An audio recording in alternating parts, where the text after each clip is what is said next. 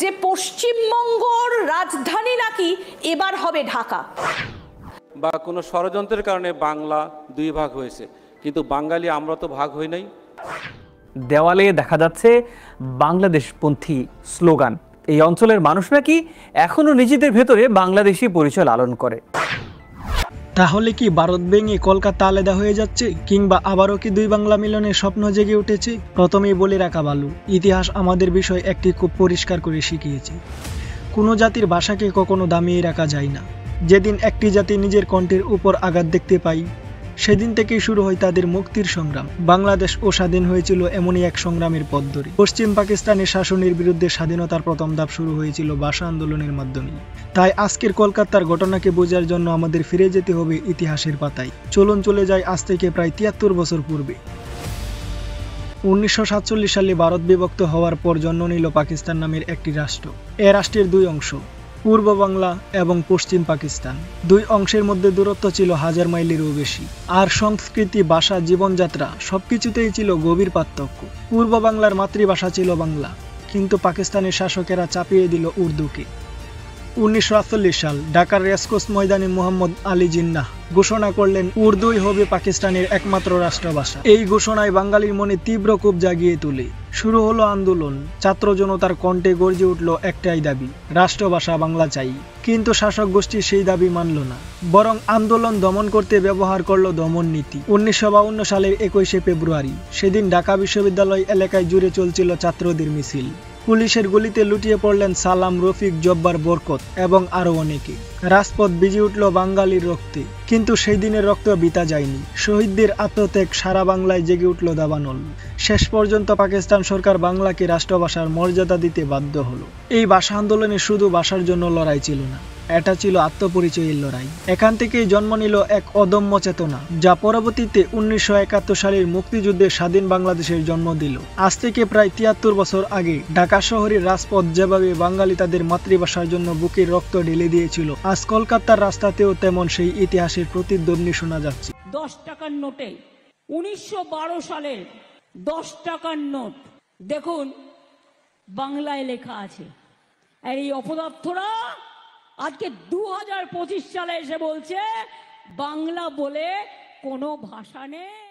ভারতের পশ্চিমবঙ্গের রাজধানী কলকাতা, যেখানে রবীন্দ্রনাথ, নজরুল, বিদ্যাসাগর, বঙ্কিমচন্দ্রের মতো ব্যক্তিরা বাংলাকে বিশ্ব দরবারে তুলে ধরেছিল, সেই শহরে আজ বাংলার অস্তিত্ব সংকটের মুখে। অভিযোগ উঠে এসেছে, ক্ষমতাসীন শক্তি বিশেষ করে বিজেপি বাংলাকে ধীরে ধীরে সরিয়ে দিতে চাইছে। শিক্ষা প্রতিষ্ঠান, প্রশাসন ও সরকারি কার্যক্রম থেকে হিন্দি বা অন্যান্য ভাষাকে চাপিয়ে দেওয়ার প্রচেষ্টা চলছে। ফলে বাঙালির অস্তিত্ব বোধে লাগছে গভীর আঘাত। কিন্তু ইতিহাস আমাদের বলে, কোনো জাতির ভাষাকে দমন করা যায় না। এপারে যেমন ছাত্র জনতা রক্ত দিয়ে মাতৃভাষাকে রক্ষা করেছিল, অপার বাংলার মানুষও এখন সেই চেতনা নিয়ে জেগে উঠেছে।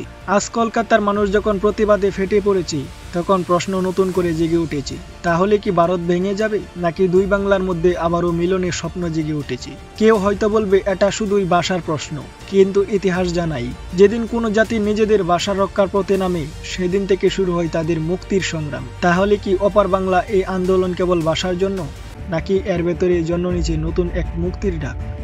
তবে চলুন বিষয়টিকে ইতিহাসের সাথে আরো গভীরভাবে ব্যাখ্যা করি, তাহলে হয়তো বিষয়টা আরো স্পষ্ট হয়ে যাবে।